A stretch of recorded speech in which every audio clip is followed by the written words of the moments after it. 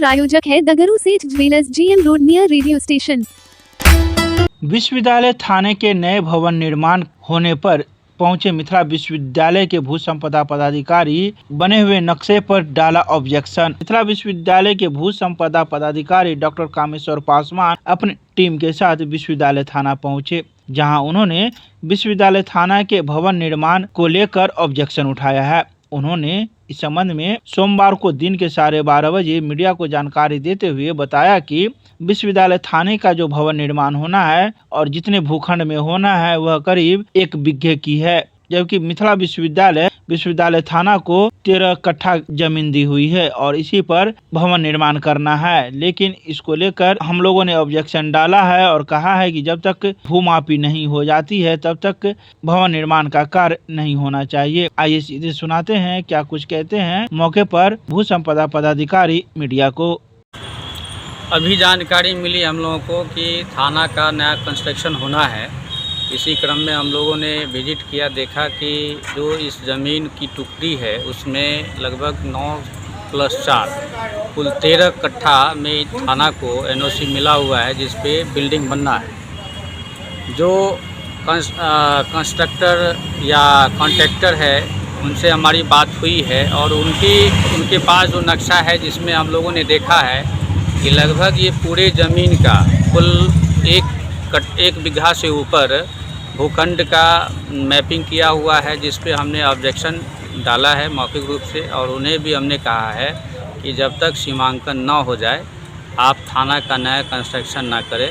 उन्होंने इस बात से एग्री भी किए हैं और उनका आश्वासन मिला है कि 1-2 दिन में हम सरकारी ज़मीन को लाके विश्वविद्यालय जितनी ज़मीन के लिए NOC दे चुका है 13 कट्ठा, उसको सीमांकन करने के बाद ही नया काम होगा। पूर्व में लगभग 9 कट्ठा और बाद में 4 कट्ठा, कुल मिला के 9-4-13 कट्ठा ज़मीन थाना को NOC के लिए दिया हुआ। तो क्यों नहीं विश्वविद्यालय अपने स्तर से ही सीमांकन करा के उनको दे दे कि विश्वविद्यालय की अपनी ज़मीन ही बच जाएगी? बात एक ही है, विश्वविद्यालय भी प्रयास करेगी कि थाना का जो सीमांकन होगा, जिस पे नया कंस्ट्रक्शन होगा, उस पर हम लोग CO साहब से बात करेंगे। CO साहब अपने सरकारी अमीन को यहाँ भेज के हम लोगों को यह जो सीमांकन वाला काम है उसको अतिशीघ्र सीमांकन कर दें, ताकि जो थाना बनना है वो उसमें भी अवरोध पैदा ना हो। माने सीमांकन होने के बाद ही यहाँ कार्य प्रारंभ होगी? हाँ, तो सीमांकन होने के बाद ही, चूँकि आपको ये बता दें कि यह लगभग 1 बीघा से ऊपर का भूखंड है। 13 कट्ठा के बाद जो ज़मीन है वो दूसरे कार्य के लिए भी रखा गया है, लेकिन कॉन्ट्रैक्टर के पास जो मैपिंग किया हुआ है, नक्शा बना हुआ है, उसमें इस पूरे भूखंड को ले लिया गया है। तो इन लोगों को भी पता नहीं था, जैसा इन लोगों को कहा गया, हो सकता है कि इनको ये कहा गया होगा कि इस बिल्डिंग के बाद जो खाली पड़ा ज़मीन है इस पर आप बनाइए। तो उन लोगों से भी जो बात हुई है उनके बातचीत से हमको ये लगा कि इनको जानकारी नहीं है, इसलिए उन्होंने भी सरकारी अमीन के द्वारा सीमांकन करने के बाद ही नया कार्य प्रारंभ करेंगे। परिचय दे दीजिए सर अपना। डॉक्टर कामेश्वर पासवान, भू संपदा पदाधिकारी, LN मिथिला यूनिवर्सिटी दरभंगा। दरभंगा के धोई में इंसाफ मंच के कार्यकर्ताओं ने सदर थाना के खिलाफ निकाला मशाल जुलूस, कहा दोषियों की गिरफ्तारी नहीं होने पर होगा उग्र आंदोलन। दरभंगा के धोई में इंसाफ मंच के कार्यकर्ताओं ने बैठक कर सोमवार की शाम 7 बजे मशाल जुलूस निकाला। यह मशाल जुलूस सदर थाना पुलिस के खिलाफ निकाला गया, जिसमें इन लोगों का कहना था कि दिन के उजाले में छात्र को छुरा मारकर घायल कर देना, सामाजिक कार्यकर्ताओं पर हमला कर दरवाजा तोड़कर मिट्टी खोदकर बेघर करना, उल्टे पीड़ित परिवार पर झूठा मुकदमा लादना सहित कई आरोप इंसाफ मंच के कार्यकर्ताओं ने सदर थाना पुलिस पर लगाए हैं, जिसमें उन्होंने कहा कि कांड संख्या 343/2024 एवं जानलेवा हमला करने वाले संबंधित कांड संख्या 330/2024 के आरोपी को गिरफ्तार करने, पीड़ित परिवार पर झूठा मुकदमा दर्ज करने वाले के खिलाफ यह मशाल जुलूस है। यह मशाल जुलूस धोई पीपल चौक से निकलकर धोई घाट पर डोमूरा राम नरेश यादव की अध्यक्षता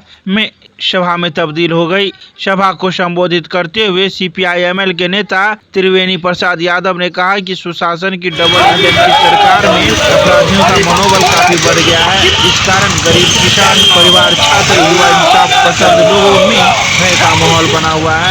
इसके अलावा उन्होंने कई बातों की चर्चा इस सभा के दौरान की।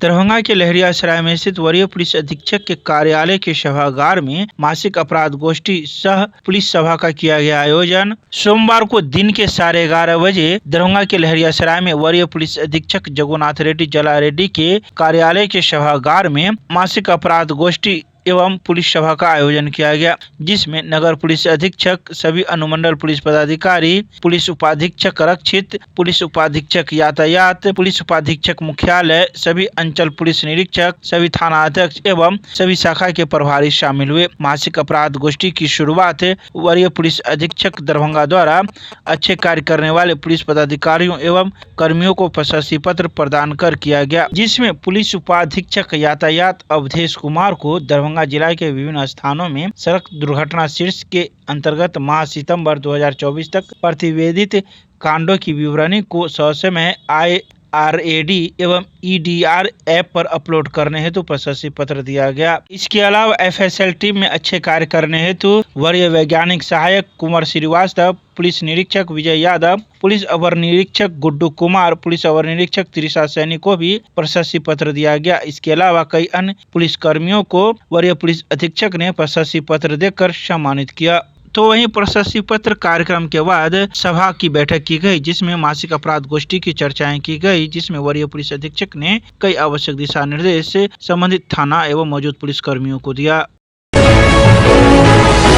दरभंगा के अंबेडकर सभागार में स्वास्थ्य की हुई मासिक समीक्षा बैठक, दिए गए कई आवश्यक दिशा निर्देश। सोमवार को दिन के 11 बजे दरभंगा के अंबेडकर सभागार में जिलाधिकारी राजीव रोशन के निर्देशानुसार अपर समाहर्ता जिला लोक शिकायत निवारण पदाधिकारी अनिल कुमार की अध्यक्षता में स्वास्थ्य के कार्यों की प्रगति की मासिक समीक्षा बैठक आयोजित की गई। बैठक में इम्यूनाइजेशन, BCG का टीका, पेंटा MR drop out, RI antigen coverage, RU session coverage, HMIS, ANIC, albendazole tablet 180, IFA tablet, institutional delivery आदि सभी बिंदुओं पर संबंधित पदाधिकारियों से फीडबैक लिया गया। अपर समाहर्ता ने स्वास्थ्य इंडिकेटर में सुधार लाने हेतु आवश्यक दिशा निर्देश दिए। उन्होंने कहा कि डाटा वैलिडेशन कमेटी की बैठक जहां जहां नहीं हुई है, हर महीने बैठक कराने के निर्देश दिए। सभी प्राथमिक स्वास्थ्य केंद्र में 233 प्रकार की दवा रखने के भी निर्देश दिए गए। साथ ही उन्होंने कहा कि जिला मुख्यालय में पर्याप्त मात्रा में दवा उपलब्ध है। साथ ही जहां दवा की उपलब्धता कम है, 3 दिनों के अंदर जिला मुख्यालय से दवा उठाव कर ले। उन्होंने सभी हेल्थ वेलनेस सेंटर को कम से कम 100 प्रकार की दवा रखने के निर्देश दिए। इसके अलावा कई आवश्यक दिशा निर्देश इस बैठक के दौरान सभी को दिया गया। दरभंगा के सांसद ने मखाना अनुसंधान केंद्र में 17 अक्टूबर को होने वाले राष्ट्रीय स्तर के सेमिनार की तैयारियों का किया निरीक्षण, दिए अधिकारियों को कई निर्देश। सोमवार को दिन के 11:30 बजे दरभंगा के सांसद डॉक्टर गोपाल जी ठाकुर ने मखाना अनुसंधान केंद्र के डायरेक्टर डॉक्टर नचिकेत कोतवाली वाले तथा मखाना अनुसंधान केंद्र के वरिष्ठ वैज्ञानिक डॉक्टर मनोज कुमार एवं अन्य अधिकारियों के साथ मखाना अनुसंधान केंद्र दरभंगा कार्यालय में चल रहे तैयारियों का निरीक्षण किया तथा अधिकारियों के साथ बैठक कर कई बातों पर चर्चाएं की। बता दें कि 17 अक्टूबर को राष्ट्रीय स्तर का सेमिनार मखाना अनुसंधान केंद्र में होना है, जिसको लेकर उन्होंने तैयारियों का जायजा लिया।